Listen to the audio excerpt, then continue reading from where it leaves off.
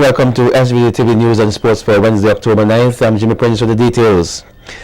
Lawyer Jomo Thomas is of the view that the protest action by the students of the St. Joseph's Convent, Kingstown on Monday was staged by the school and other education officials. Commenting on Monday's ruling by High Court Judge Gertel Torm to allow the transfer of his client from the St. Joseph's Convent, Kingstown to the Manual High School, Mesopotamia, Thomas told SVG-TV News that the judge had no choice as the students and the teachers poisoned the environment. Thomas said he does not believe that the protest was initiated by students, as his client spent some 10 days at the school without any confrontation from her schoolmates. Thomas pointed out that it all changed when Judge Wesley James ruled last Friday that the students should remain at the school until the matter is settled. This, Thomas said, is what the teachers used to, this is a quote now, rile up the students over the weekend to mount Monday's protest. The lawyer said the teachers, ministry officials and other persons should be ashamed of themselves. Meanwhile, the ongoing saga surrounding St. Joseph's Convent, Kingstown and the student should have never been brought before the court. This is the opinion of lawyer Grant Connell.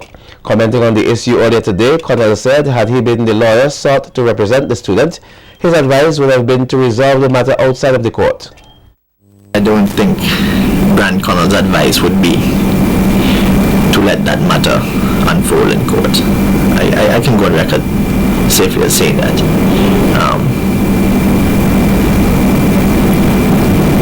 If I was the first port of call for that parent, the first office that they choose to come into, I would have advised, and if that advice was not taken, they'd have to choose another lawyer. Connell says many persons are of the belief that the court solves everything, but some things are better dealt with outside. Really thought would have been resolved elsewhere. You know, you don't drag certain things before the court. You have to look at the ramifications, the bigger picture, and the interest of the child is paramount. And what has transpired in that case could have some serious ramifications psychologically on the child, and it will be ongoing, you know. Well, in response to Grant Connell's comment, lawyer Jomo Thomas fired back, calling Connell a moron for making uninformed comments. Speaking to SVG-TV News, Thomas questioned whether Connell had familiarized himself with the matter before making his comments. Thomas added that many persons have criticized the mother for taking the matter to court. However, they are unaware that she had indeed tried all avenues before taking such actions. When we come back, the Ministry of Health seeks support from all stakeholders for the implementation of the National Biosafety Frameworks. More stories on the local scene. Stay with us.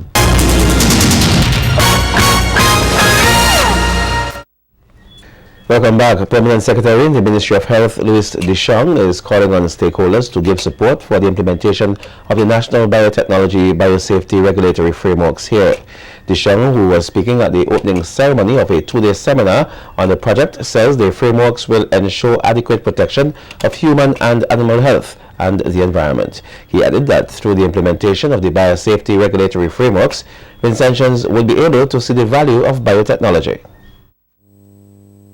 This seminar, ladies and gentlemen, is designed to sensitize us all about the value of biotechnology, to initiate a knowledge base about genetically modified foods, and to recognize the importance of biosafety to us as a producer and exporter of agricultural products, and also as an importer of food crops. Biotechnology and biosafety must therefore be viewed as being integral to our national development planning priorities, particularly for sustainable development. Meanwhile, Minister of Health Clayton Bergen says Vincentians have the potential to develop crops using biotechnology. Bergen noted that given the country's rich genetic resources and the capacity building endeavors in science and technology, crops can be developed to reduce the amount of imported food. The inevitable increased demand for affordable food supply and the clear sensitivity expressed by consumers for environmentally sustained agricultural production methods are key factors that underline the important role of agricultural biotechnology. I am persuaded, ladies and gentlemen, that we in St. Vincent and the Grenadines can be self-sufficient in a wide variety of conventional food and livestock productions, even though we have become a net importer of food. St. Vincent and the Grenadines imports soy products and corn at a yearly average of 4,800 tons at a value of $6.4 million from 8 countries, which now grow genetically modified crops. The minister pointed out that the biosafety project is a system of legal, technical, and administrative mechanisms. Obviously, these are obligations of St. Vincent and the Grenadines under the Cartagena Protocol for Biosafety, to which we signed on in 2003.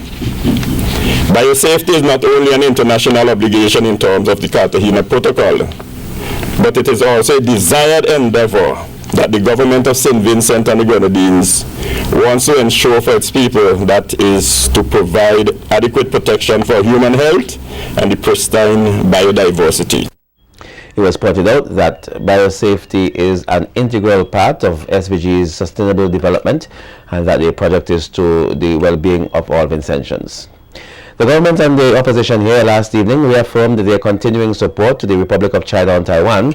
Representatives from both sides and other Vincentians came together for a special reception in celebration of the 102nd National Day of Taiwan at the Beachcombers Hotel. We hear more in this report.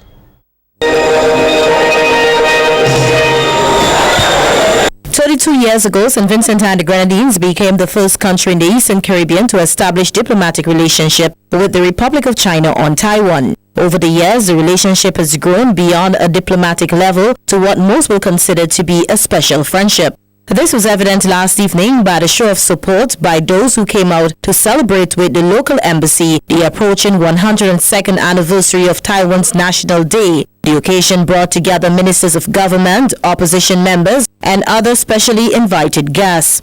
Addressing the gathering, Taiwan's Ambassador Weber Shea points out that the idea of Taiwan's founding father to have a democratic country has been fully realized, and thanked the people and government of St. Vincent and the Grenadines for their unwavering support to Taiwan. In the recent years, the Taiwan SVG cooperation has produced satisfactory results in many aspects, and the friendship has grown to the extent beyond the government-to-government relations. Minister of Foreign Affairs Camila Gonzalez, in pledging SVG's continuing support to Taiwan, says Vincentians and other persons around the world can learn a lot from Taiwan through its development, discipline, progress, and friendship. Because no one can dispute the fact that Taiwan has been a generous and considerate friend to the people of St. Vincent and the Grenadines. We believe that Taiwan's generosity and friendship has touched every corner of St. Vincent and the Grenadines and touched most households in St. Vincent and the Grenadines. Opposition leader Arnim Eustace points out that the relationship between St. Vincent and the Grenadines and Taiwan has grown to be personal, and he is confident Taiwan will not leave SVG behind. The relationship we have developed over these many years is so deep that I'm sure in any negotiations, our relationship will not be ignored by Taiwan. Deputy Prime Minister and Minister of Education Gerlin Miguel says SVG is grateful for all the support given by Taiwan for its own national development, especially in the area of education. Your Excellency, when I see many of our children who have come from poor families, when I see that they can take their places in our offices, when I see that they are able to lift the standard of their family living, I said, God bless Taiwan. Taiwan's National Day will be observed on Thursday, October 10, 2013. Michelle Batiste for SVG-TV News.